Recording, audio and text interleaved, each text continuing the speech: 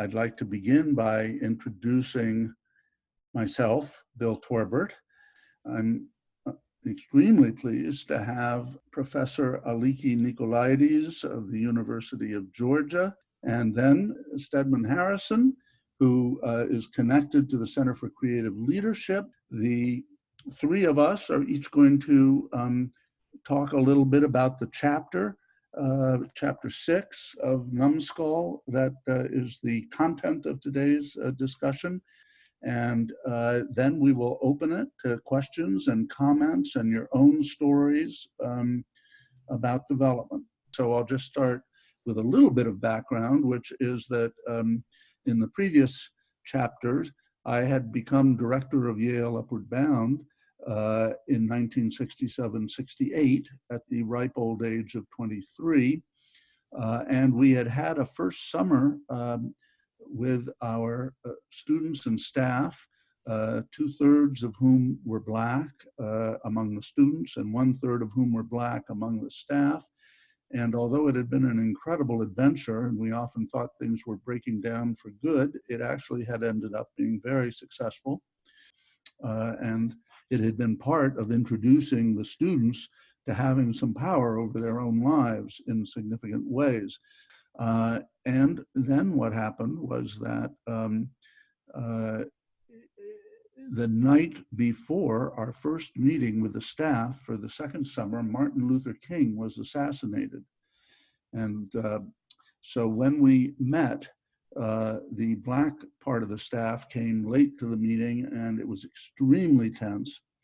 And it never occurred to me at the time that it might have been better not to hold the meeting because everybody was preoccupied by what had happened. But instead, we had a very rough meeting, which was the beginning of a very rough spring with the staff. And it led to the summer also being very rough. Astonishingly, we had a quite parallel kind of crisis at the end of the first week, the second summer. And that one, I wasn't as good at resolving. So I'm going to ask Aliki to share some of the things she found in the chapter and link it to some experiences of her own. Yes, well, thank you, Bill. Thank you very much. And it's a delight to be with all of you today across the time zones that you're all in. Thanks for joining us. And I kind of want to join the conversation, so to speak. Very early in the chapter, Bill speaks about the best party, and the best party was in honor of Hannah Arendt.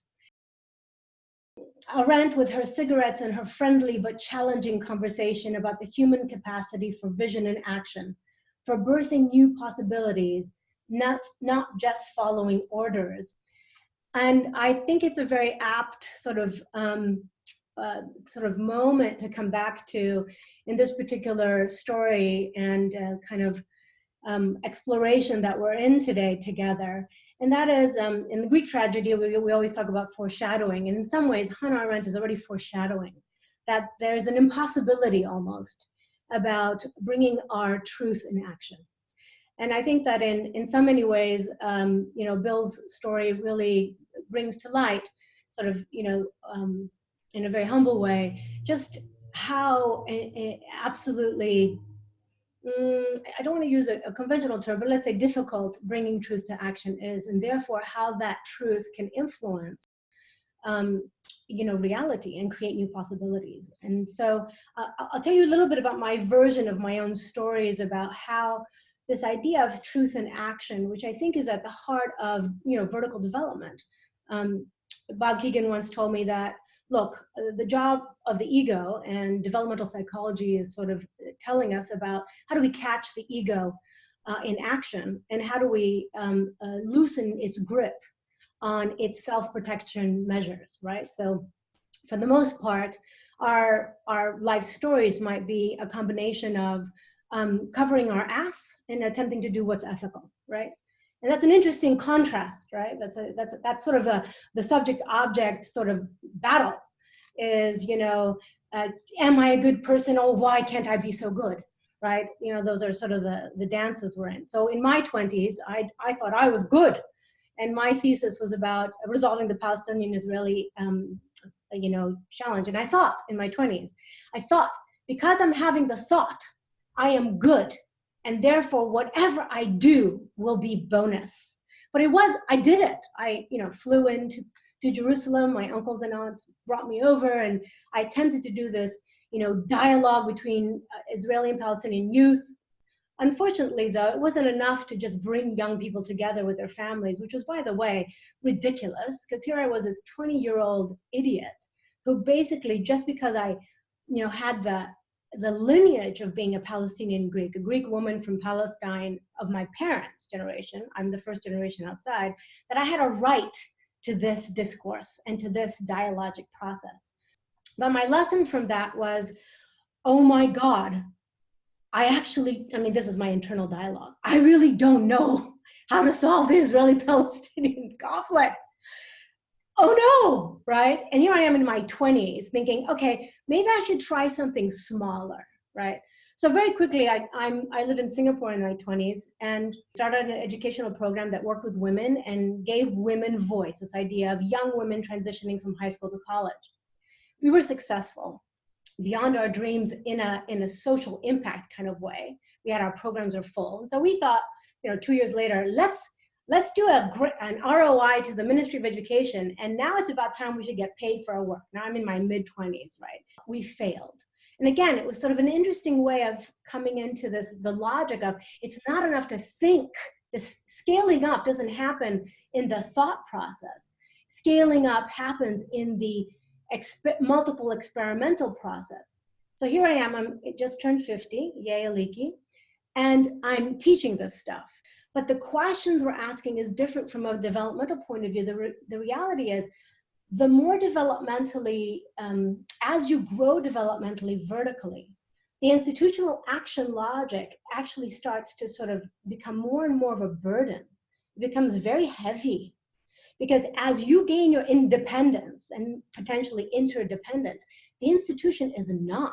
It is doing its job to keep things very, very tight and calcified. So just like my ego will not budge, my institutional logic also has its own egoic personality too. I mean, I'm anthropomorphizing an institution, but there is an interesting kind of, relationship, which I think Ardesh's work was already pointing to. Of course, Bill's work sort of theorizes in a different way.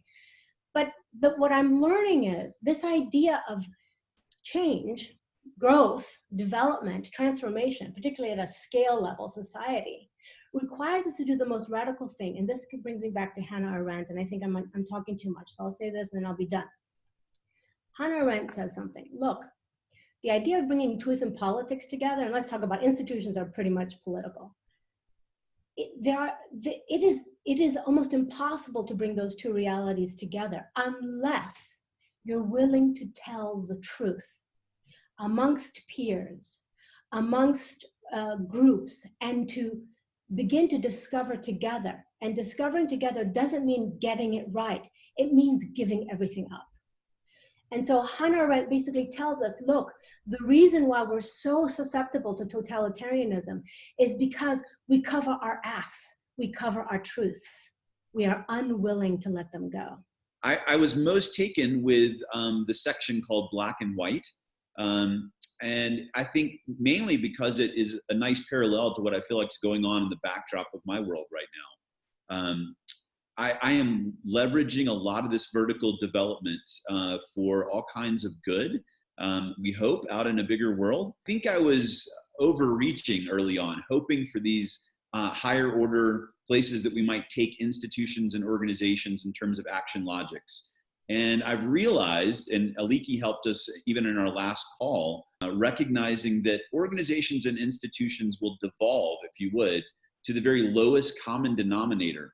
And so when you look at a fabric of society like here in Ethiopia, and you imagine 110 million people trying to come to a democratic election where they've not succeeded in an entire history of a people group, and it's many people groups. I'm having to wrestle with the fact that our work is really about moving people from the very lowest of these action logics and just nudging them up a little bit. Bill, the chapter highlights a meeting that to me came out of a space of emotion. So you own the fact that you were actually in tears hearing the news of Martin Luther King's death, grappling with that emotionally yourself, and you walk out of that emotion into a meeting. And obviously there were choice points, how to use that time, whether to use it at all, to cancel it, to keep it going. And I'm imagining as the group of people that came early sort of settled into the frame of a meeting, and then the people who came in a little bit later as a group, as a collective, it must have been a bit of a shock to see where they were emotionally and to see the disruptive nature of that. How in the world do you get your head around circumstances like this? You said, this is a great example of being in over our heads. In the Ethiopian context, I feel like we're in over our heads as well. I'm grappling with how we manage individuals that can really be influencers, insiders to those groups that can move us in a positive direction. And so this character Ishmael stands out to me. The hope would have been there for you that Ishmael would have been a friend, a colleague, an advocate that could have been someone to move a population that he connected to deeply in terms of race and ethnicity in a positive direction. And I think the thing that stood out is that he really betrays. There's a betrayal that you feel reading this chapter.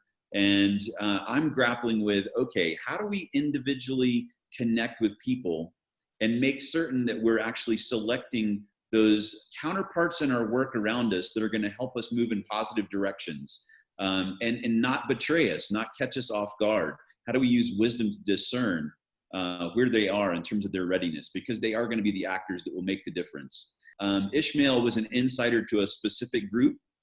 You were an outsider to that group and you were trying to influence in a positive way, but it fell flat. And so what do we learn from that? How can we extrapolate all kinds of things out into bigger opportunities? Here again, in the election that's upcoming, we have some EU funding. And the powerful opportunity that's ahead of us is to try to, over multiple years in a longitudinal way, through group coaching and relational activities, move the needle in a positive direction from a very clear opportunist space, maybe into a diplomat space where, again, lives actually are at stake and lives can be redeemed and saved.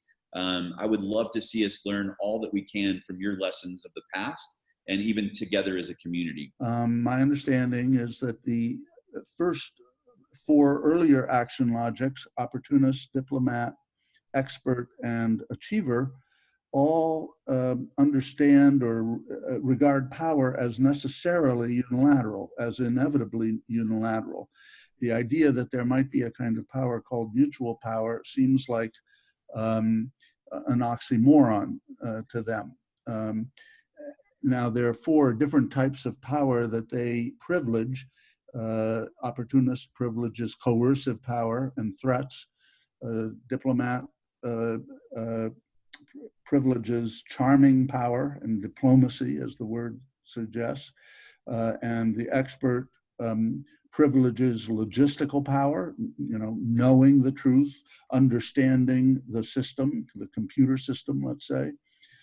And the achiever is interested in getting things done as a team, but it is the goal and achieving the goal I call productive power. There's still a basically unilateral process. There's not a questioning of the goal.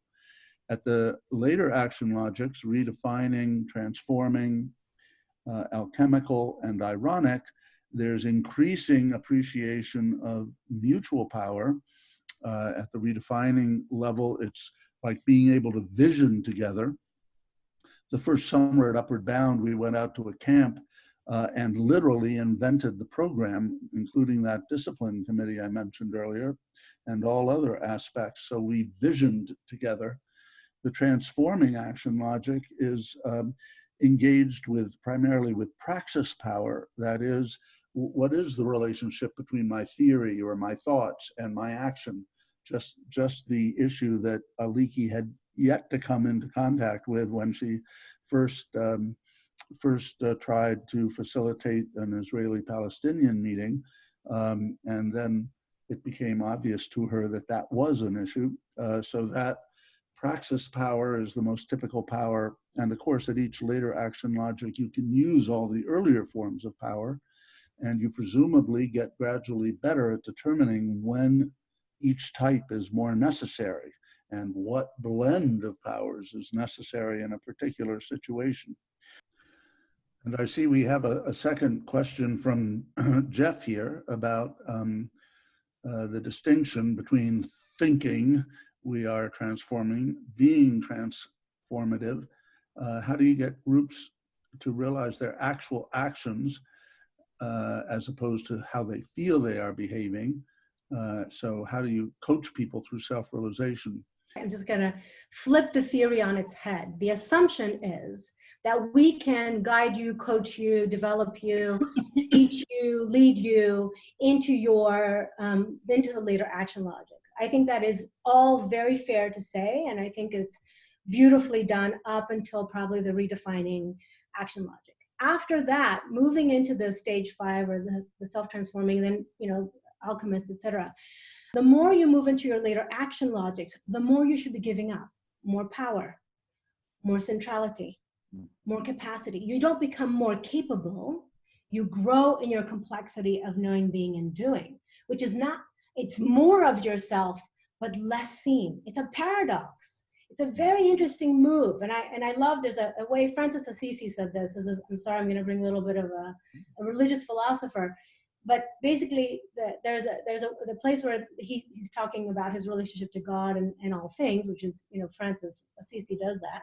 He says, look, what I'm learning about this relationship is that the only thing I'm able to do is, in order for me to make new way for new possibilities, right, the divine in action, is my willingness to let go of everything. And that's the alchemist. The alchemist is not bringing much to the table. The alchemist is taking everything away. And that is a very disconcerting in organizational life, where that is not how you get promoted or how you get things done. You need to be taking the risk to be seen. I think Pope Francis is attempting to do something interesting. He has a lot of opposition. He makes very interesting moves, but he's holding steady. He has no expectation that he will succeed, because he's working against an extremely calcified version of the Catholic Church. And yet he continues to penetrate in very interesting places. I love the calcification idea, and I would just put this question generally back. But what are the things that we do when we see an institutional action logic that is calcified to soften it, to ready it? I love the word readiness as a key kind of concept of when to act and how to act. But what are some of the actions that we can take that are most impactful, especially in that societal frame or institutional organizational frame, to decalcify?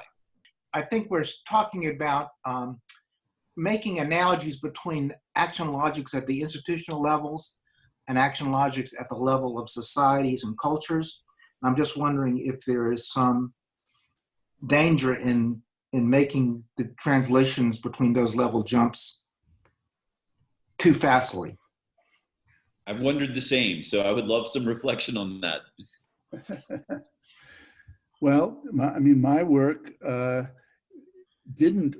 hasn't really gone to the societal level. It has included the organizational level, and so that I have a theory of organizational action logics that parallels the individual, but of course that the actual practice in helping an organization transform is fundamentally different from the actual practices to help an individual transform. And the same is no doubt true at the societal level. I mean, we do have a developmental theory called spiral dynamics that supposedly works or addresses the societal level issues. Unfortunately, it's the least grounded in any kind of traditional empirical support. So I think you're absolutely right, David, that we have to be careful about, and my feeling is that to this day, I have not understood how to work in a societal context. I have been surprised by societal level movements that affected me directly. You know, again, more often since Upward Bound. So it's an area that I have not successfully explored. David, thanks for your question, which is, I think that we haven't done enough work also on really recognizing levels of culture and how they influence action logics. And I think there's a paucity there. We have to do a lot more work. Well, folks, this has been exciting. We look forward to seeing you again if this has been interesting to you, and delightful to see so many names that we recognize, and as well as so many that we don't. Bye-bye, everyone. Ciao, friends.